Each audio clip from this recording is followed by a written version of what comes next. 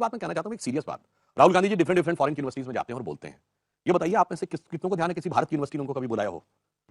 हमारा दौर छोड़ दीजिए, इनके दौर में बताइए पिछले 10 साल में कभी जेएनयू ने बुलाया, कभी डीयू ने बुलाया, किसी आईआईटी ने बुलाया, आईएससी ने बुलाया? तो स्टैनफोर्ड जैसी आईवी लीग यूनिवर्सिटीज में ये कौन से लोग हैं जो उनको बुलवाते हैं? और विशेषकर तब जब क्यों ना किसी सब्जेक्ट के एक्सपर्ट माने जाते हैं, ना कोई उनकी थिंक टैंक या इंटेलेक्चुअल वाली इमेज है। और आज की डेट में तब वो केवल एक सांसद थे, आज की डेट में वो सांसद भी नहीं है। और उसके बाद वो सारे प्लेटफॉर्म्स पे खड़े होकर भारत के बारे में अनाप शनाप प्रकार की चीजें बोली जाती है। मगर आप देखिए नियत का खेल कितना मजेदार। मानसिकता इस कदर पैबस्त है कि ये लोग बताइए, आज ब्रिटेन जिसने हम पे हुकूमत की, उसका प्रधानमंत्री ऋषि सुनक गर्व के साथ गौ माता की पूजा करता हुआ दिखता है, और यहां अगर सिंगोर रख दिया जाए तो इनको उसमें पुरातनपंथी हिंदू तो जाने क्या क्या नजर आने लगता है। इसलिए मैं कहना चाहता हूं कि ये बड़ी सीरियस बात है कि एक स्ट्रक्चर्ड एजेंडा है, चूंकि देश के अंदर से आपकी स्वीकारता नहीं तो बाहर से जाके और बनाई। सपा के साथ, बसपा के साथ, नेशनल कॉन्फ्रेंस, पीडीपी, सभी के साथ सरकारें बनाई। वो कभी कोई बेचारा हो जाता है, कोई देशद्रोही हो जाता है।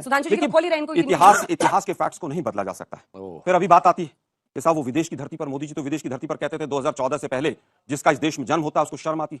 नोटबंदी पे क्या क्या कहा, आज का वो विषय नहीं है, मैं उस पर नहीं जाना चाहता। जिस पार्टी के नेता जो कहते हैं कि मैं विश्व गुरु हूं, और उनके पार्टी के लोग बोलते हैं विदेश की तो छोड़ दीजिए, हिंदुस्तान की धरती पर एक प्रेस कॉन्फ्रेंस नहीं कर सकते, 4 लाइन बिना टेलीप्रॉम्प्टर के नहीं पढ़ सकते हैं, लेकिन उनका संवाद बहुत अच्छा है। दूसरों पर सवाल उठाते हैं कि उनको क्यों वहां क्यों बुलाता, वहां क्यों। अरे भाई, संवाद जो करेगा उसको बुलाएंगे। आदमी 10 चीजें बोलेगा तो आईटी सेल उसमें से 2 निकाल के तरोड़ मरोड़ के बताएगा। लेकिन माननीय राहुल गांधी जी को बधाई देते हैं कि वो जाकर, चाहे अपनी भर्ती हो, चाहे राफेल का मुद्दा हो, और चाहे कोई मुद्दा हो, चाहे वो अडानी का मुद्दा हो, और चाहे कोई विदेशों में जाकर बात करने की बात, ये देश और विदेश, शायद मेरे साथी भूल गए कि किस तरह से इन्हीं की सरकार में leader of opposition Arun Jaitley ji थे। उन्होंने तो स्वयं कहा था कि अब विदेश की धरती और हमारी धरती क्या होती, क्या हमारा राज्यसभा और लोकसभा का टीवी विदेशों में नहीं देखा जाता, क्या दूरदर्शन विदेशों में नहीं देखा जाता? उन्हीं का स्टेटमेंट है। लेकिन ठीक है, आज एजेंडा चल रहा है। मैं फिर कहूंगा, अब हमें सुनक साहब बताएंगे कि गौ माता की पूजा कैसे की जाती। उनका फोटो तो बीफ खाते भी आया था, सीखेंगे कुछ उनसे आप। मुझे लगता है कि तर्क पर जो मुद्दे हैं उन पर बात की जाए तो ज्यादा अच्छा है। अब आते हैं हम कौन किसके साथ है, जो कहा गया कि सब बेचारे। मैं कहूंगा कि आज पूरी जनता को आप बेचारा समझ रहे हैं, और आपने कहीं ना कहीं, चाहे रोजगार का मुद्दा हो, महंगाई का मुद्दा हो, बेचारा बना दिया। कारण क्या है कि आपने सब कुछ सेंट्रलाइज करके एक व्यक्ति, 2 व्यक्तियों के हाथ में दे दिया है सब कुछ। आज लोकतंत्र रो रहा है, करा रहा है।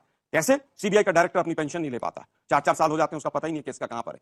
आज इलेक्शन कमीशन के पास कर्नाटक के अंदर 85 कंप्लेंट की जाती हैं, एक पर एक्शन नहीं होता है। ना इलेक्शन कमीशन ये बताता है कंप्लेंट ठीक है, ना ये बताता है कि कंप्लेंट खराब है। क्या आपको ये नहीं पता कि कोरोना के में जब गंगा के किनारे लाशें बही थी तो क्या विदेशी मैगजीन्स ने नहीं छापा था? तब तो हमारा नाम हुआ था। 700 किसान जब यहां पर बॉर्डर पर मरे तब तो नाम हुआ था। गोली मारो वालों को जब मंत्री बनाया था मोदी जी ने, तो क्या आर्टिकल नहीं छपे थे? सुप्रीम कोर्ट कह रहा है कि हेड स्पीच पर एफआईआर कीजिए, तो क्या वो न्यूज विदेशों में नहीं जाती? वो बॉर्डर पे आप सील कर देते हैं क्या? चीन घुस गया हमारी भूमि पर, वो मैगजीन सबसे पहले किसने पब्लिश की थी?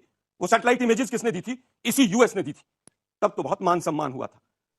अपनी नाकामियों को छुपाने के लिए दूसरों पर उंगली उठाना बीजेपी का काम हो गया। ठीक है, छोटा सा जवाब प्रसाद जी से हम पूछना चाहते हैं, 9 साल में विदेश नीति का भट्टा बैठा दिया आपने, और आज आपने मोदी साहब की पोल खोल दी। मोदी साहब कह रहे थे ना कोई घुसा है, ना कोई आया है, ना कोई गया, और कल का जो आपका इंटरव्यू है सब कुछ बता रहा है कि हम किस तरह से विदेश नीति के फ्रंट पर फेल हुए। कर्नाटक में क्यों भाग गए? मतलब जानबूझ के नहीं बोले? कर्नाटक में मुझे लगता है इलेक्शन कमीशन में अभी शिकायत करनी चाहिए कर्नाटक की। इनको 65 सीटें कैसे मिल गई? चाहिए क्यों? इनको 30 करना चाहिए। काम चल रहा है, प्रोसेस चल रहा है, निश्चिंत रहिए। लेकिन इलेक्शन कमीशन इनकी मुट्ठी में, क्या रिजल्ट आएगा हमें नहीं पता है। आश्चर्य है कि वहां की ग्राउंड की रियलिटीज देखने के बाद कि 65 सीट इनको कैसे मिल गई। अच्छा, इनको 0 आती तब इलेक्शन कमीशन ठीक काम कर रहा है। 0 आती है, कितनी आप सुन रहे हैं अपने आप? मैं बिल्कुल सुन रहा हूं। गुस्सा करना आपका लाजमी है, लेकिन एक सेल हल्का हो जाइए थोड़ा। आप तो बोल लिया आपने, इतनी अच्छी जीत मिली है, मैं फिर कहूंगा इतनी अच्छी जीत मिली है। ग्राउंड की रियलिटी देखने के बाद 65 सीटें बीजेपी को नहीं आनी चाहिए। सारी आपकी आती तो इलेक्शन कमीशन। मैं नहीं कह रहा सारी आती, किसकी आती? 65 सीटें बीजेपी की कहीं नहीं। जीत से भी खुश नहीं है? हम जीत से खुश हैं, लेकिन इलेक्शन कमीशन के कामकाज से खुश नहीं। अच्छा, नहीं खुश है? इतने लोग जो वहां काम करते हैं, तमाम बूथों पर जाते हैं, सब कुछ कराते हैं, कोऑर्डिनेटर काम ऐसे ही है। मैं नहीं कहता कि सब खराब, कोई एक व्यक्ति है, मैं नहीं कह रहा सब खराब है, बहुत खराब है उसमें से। हमने 50 कंप्लेंट की आज तक, ना तो उनका यस में उत्तर है ना नो में उत्तर। ठीक है, जवाब दीजिए। आपकी मुट्ठी में आपके लिए काम करता है इलेक्शन कमीशन, सीधा रुक। बहुत इंपॉर्टेंट बात है, वो सारी पार्टियां जो लोकतंत्र का चोला ओढ़कर राजतंत्र स्थापित किया हुआ है, जिन्होंने अपनी अपनी पार्टियों में वो आके लोकतंत्र की दुहाई देते हैं।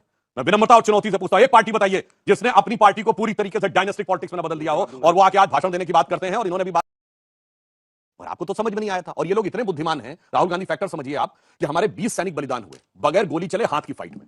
20 लोग यदि उनकी मृत्यु हो जाए हाथ की फाइट में, और दूसरी तरफ से एक भी घायल ना हो, मतलब चाइना ने तो एक भी घायल को भी स्वीकार नहीं किया। अगर इस आंकड़े पे किसी को भरोसा है तो उसे वही माना। तभी हमने प्रश्न पूछा था, इस आंकड़े पे भरोसा करने वालों को विदेश में यूनिवर्सिटीज वाले कैसे बुलाते हैं जिनको भारत में नहीं बुलाया? मूल सवाल यह था, वो कौन लोग हैं जो बाहर बुलाते हैं, भारत में कभी नहीं बुलाया गया इनके जमाने में। मुझे लगता है विदेश की यूनिवर्सिटी झूठे लोगों को नहीं बुलाती, कि जो लाल किले की प्राचीर से झूठ बोलते हैं उनको नहीं बुलाया जाता। अब भारत की यूनिवर्सिटी वापस आता हूं मैं, 1975 से लेकर मोदी जी के गलवान वैली वाली जो झड़प थी जिसमें 20 जवान शहीद हुए, उस बीच में एक भी जवान शहीद नहीं हुआ। और हमारे सुधांशु भाई सांसद बता के जाएं कि वो चीन की भूमि थी जहां शहीद हुए थे, भारत की भूमि थी वो, या वो बफर जोन था, कौन सी जगह थी वो? आज तक आप सारे तथ्यों को छुपा रहे हैं। आप शहादत के ऊपर केवल वोट मांग सकते हैं, इसके आगे कुछ नहीं कर सकते। चुनाव आयोग पर क्या स्टैंड है आपका, अनुराग जी? देखिए, मैं तो आजकल सुधांशु जी जब से आए हैं तब से सिर्फ पिक्चरों के गाने सुना रहे हैं, तो मैंने कहा एक गाना उनको सुना दूं जो उनको बड़ा सूट करेगा। पूरा गाइएगा? हाँ, पूरा एक बार गा के हम लोग को गाना सुनिए सुनना ना, पड़ेगा। सुनिए ना, इतनी देर से आप सुना रहे हैं। दो लाइन आपसे प्लीज, पूछा, दो लाइन। उससे ज्यादा मत सुधांशु जी सुनिएगा। कौन दिशा में लेके चला रे बीजेपी, कौन दिशा में, बेरोजगारी का कहर, महंगाई से कमर टूटते रे, कौन दिशा में लेके चला रे बीजेपी। आपको गाना गाना पड़ रहा है लोगों को अपनी तरफ लुभाने के लिए? नहीं, हमको बताएं, उस सबसे सुना रहे हैं ना, कितने गाने सुना चुके हैं? 4 गाने सुना चुके, तो मैंने कहा उनको सुना दूं। आप ये बताइए, आपने कहा राजतंत्र का मतलब आपको पता है?